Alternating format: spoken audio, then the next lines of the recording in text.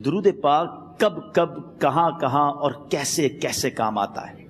ایک بہت ہی خوبصورت واقعہ، بڑا ایمان افروز واقعہ ہے جو میں آپ کے سامنے پیش کرتا ہوں۔ ایک دوست نے اپنے ایک دوسرے دوست کو قرض دیا، اور جب اس نے قرض دیا تو وہ قرض ایک بڑی اماؤنٹ تھی، 3000 دینار۔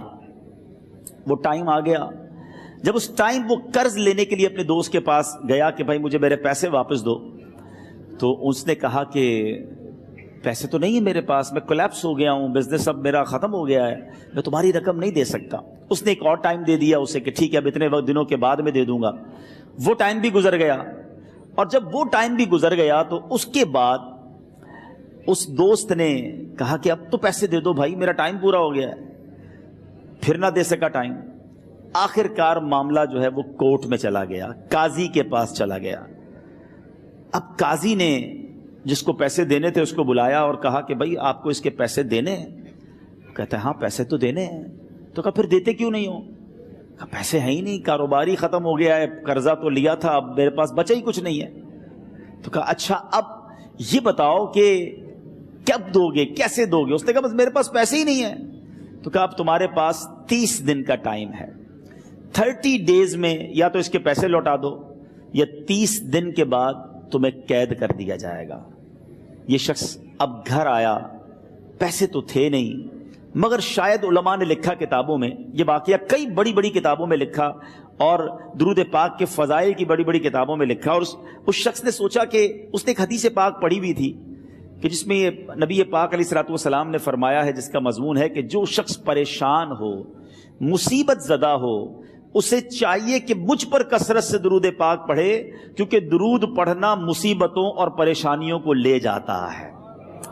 اب اس عاشق رسول نے سوچا اور تو کچھ ہے نہیں، اب میں درود پاک پڑھنا شروع کرتا ہوں۔ صبح سے لے کر شام تک وہ درود پاک پڑھنے لگ گیا۔ 27 دن گزر گئے، only 3 days left، 3 دن باقی تھے قاضی کے پاس جانے میں۔ 27 دن گزر گئے درود پڑھتے پڑھتے۔ جب 28ویں رات آئی تو آنکھیں تو بند ہوئیں، مگر خواب میں اسے ایک آواز آئی، گھبراؤ نہیں، تمہارا قرضہ ادا کر دیا جائے گا، تمہارا مسئلہ سالو ہو جائے گا۔ صبح اٹھتا ہے، درود پاک پڑھ رہا ہے، مگر کہتا ہے یہ آواز سے تو مسئلہ حل نہیں ہوگا، پیغام کیا ہے اسے سمجھ نہ آیا۔ 28واں دن گزر گیا، 29ویں رات آ گئی، مگر اب آنکھیں بند ہوئیں اور قسمت جاگ اٹھی۔ نبی پاک صاحب لولاک صلی اللہ تعالی علیہ وسلم خواب میں تشریف لائے، اور پیارے آقا صلی اللہ تعالی علیہ وسلم نے فرمایا گھبراؤ نہیں، علی بن عیسیٰ وزیر کے پاس جاؤ، وہ تمہارا قرضہ ادا کر دے گا۔ اب یہ عاشق رسول صبح اٹھا تو ویری فریش، حشاش بشاش کہ اب تو کام ہو گیا، نبی پاک نے خواب میں آ کر بشارت دی ہے۔ مگر پھر ذہن میں سوال آیا کہ علی بن عیسیٰ کے پاس جاؤں گا تو ثبوت کیا ہے، پروف کیا ہوگا؟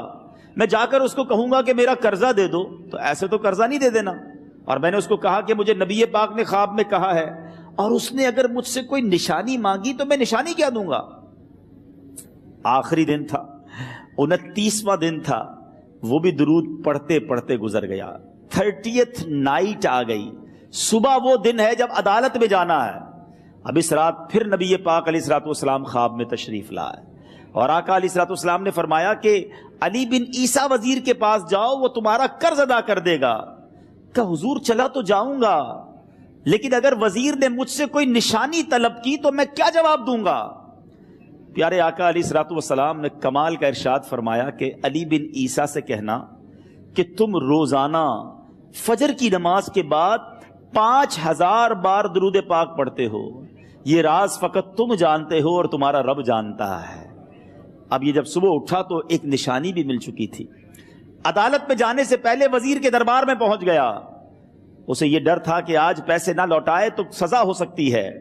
جب وزیر کے دربار میں پہنچا تو وزیر اپنے مشیروں کے ساتھ بیٹھا تھا۔ کہا مجھے آپ سے بات کرنی ہے۔ کہا بتاؤ کیا بات کرنی ہے؟ کہا میں ایک پیغام لایا ہوں آپ کے لیے۔ اچھا کس کا پیغام لائے ہو؟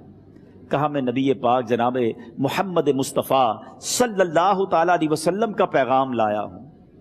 وہ عاشق رسول وزیر تھا، کہتا بتاؤ میرے آقا نے کیا پیغام دیا ہے؟ کہا حضور میں 3000 دینار کا مقروض ہوں، آج آخری دن ہے اور میرے آقا نے مجھے بشارت دی ہے کہ آپ سے کہوں کہ آپ میرا قرض ادا کر دیجئے۔ علی بن عیسیٰ کہتا ہے کوئی ثبوت ہے آپ کے پاس؟ ہے کوئی دلیل بھی ہے آپ کے پاس؟ میں کیسے مان لوں کہ آپ کو نبی پاک علیہ الصلوۃ والسلام نے بھیجا ہے؟ عاشق رسول کہتا ہے خالی ہاتھ نہیں آیا، میرے آقا نے مجھے دلیل بھی عطا فرمائی ہے، مجھے ایک ایویڈنس بھی دیا ہے، اور پروف یہ ہے حضور کہ آپ روزانہ صبح فجر کی نماز کے بعد نبی پاک صلی اللہ تعالی علیہ وسلم کی بارگاہ میں درود و سلام کا نذرانہ پیش کرتے ہیں۔ جب تک 5000 کا عدد پورا نہیں ہوتا آپ اس وقت تک کسی اور سے بات نہیں کرتے، اور اے وزیر صاحب یہ رات صرف آپ کو پتا ہے اور آپ کا رب جانتا ہے۔ اللہ اکبر! وہ وزیر تو جس کو کہے نا جھوم اٹھا، ایسا عاشق رسول وزیر تھا جو روزانہ صبح 5000 درود پڑھتا ہو، اس کی تو عید ہو گئی نا۔ وہ کہتا ہے مرحبا یا رسول اللہ، میرے آقا نے میرے درود قبول کر لیے، اس سے بڑھ کر میرے لیے سعادت کیا ہوگی۔ اب یہ وزیر اپنے سیٹ سے اٹھتا ہے، اپنے کمرے میں جاتا ہے، تھوڑی دیر بعد واپس آ کر اس عاشق رسول کے ہاتھ میں 3000 دینار رکھ کر کہتا ہے حضور پہلے 3000 دینار تو نبی پاک کا حکم کی میں ادب سے بجا لاتا ہوں، میرے آقا نے جو حکم فرمایا یہ 3000 دینار آپ کو پیش کرتا ہوں، حضور ایک اور 3000 دینار لیجئے۔ میرے گھر آپ آئے، اتنی اچھی خبر سنائی، آپ نے قدم رنجا فرمایا، یہ 3000 اس کا نذرانہ ہے، اور ایسا کیجئے 3000 اور لیجئے، اس سے اپنے بچوں کے لیے کچھ چھوٹا موٹا کام شروع کیجئے، اور ایک وعدہ کر کے جائیے آج کے بعد زندگی میں آپ کو جب بھی کوئی کام پڑے میں آپ کا بھائی ہوں، مجھے یہ خدمت کا موقع دیجئے گا۔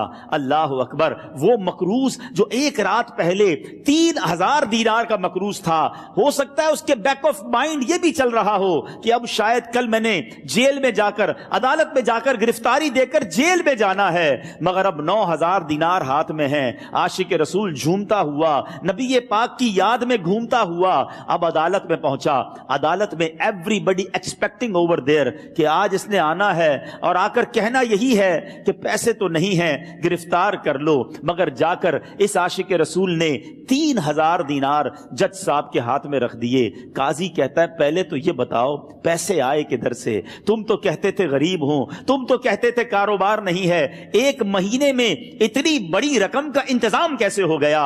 سبحان اللہ! اس عاشق رسول نے گویا زبان حال سے یہ کہا ہوگا کہ یہ تو کرم ہے ان کا، ورنہ مجھ میں تو ایسی بات نہیں، اتنا دیا سرکار نے مجھ کو، اتنی میری اوقات نہیں۔ اس نے وہ پورا واقعہ بھری عدالت میں سنا دیا۔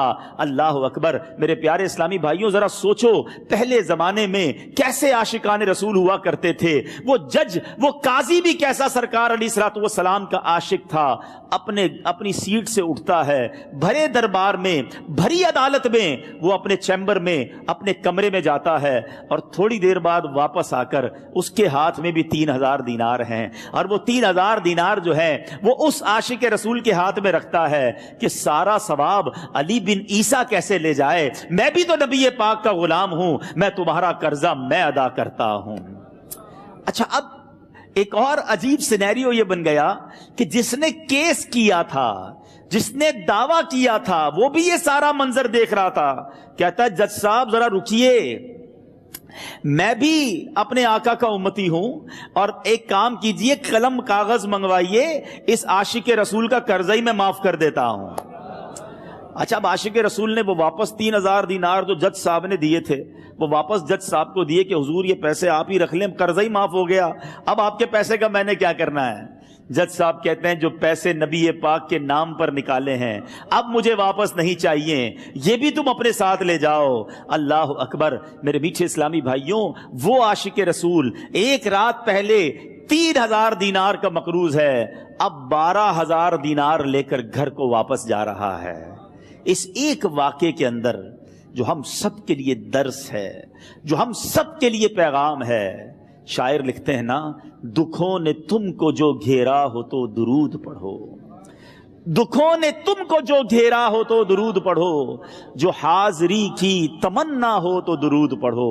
آج ہم بہت ساری پرابلمز میں ہوتے ہیں، یہاں بھی ہو سکتا ہے میرا کوئی بھائی بیمار بیٹھا ہو، کوئی قرضے میں ڈوب گیا ہو، کسی کا کوئی بزنس پرابلم چل رہا ہو، کوئی فیملی ایشو میں ڈسٹرب ہو، آپ کسی بھی پرابلم میں ہیں، خدا کی قسم درود پاک ایسا وظیفہ ہے. لوگ بہت سارے وظائف پوچھتے رہتے ہیں, بہت سارے جناب وظائف کے بارے میں معلومات کرتے رہتے ہیں. سچی بات یہ ہے ہر درد کی دوا ہے صلی علی محمد. ہر درد کی دوا ہے صلی علی محمد. تعویذ ہر بلا ہے صلی علی محمد. تو خدا را اپنی زندگی میں درود پاک کو شامل کر لیجئے, اور آپ بلیف کریں جب آپ نے کثرت سے درود پاک پڑھنے شروع کر دیے, آپ اپنی آنکھوں سے دیکھیں گے آپ کے پرابلم دور ہو رہے ہیں, آپ کی صحت اچھی ہو رہی ہے, آپ کے قرضے اترنے شروع ہو گئے ہیں, روزگار میں آپ کے برکت ہونا شروع ہو جائے گی.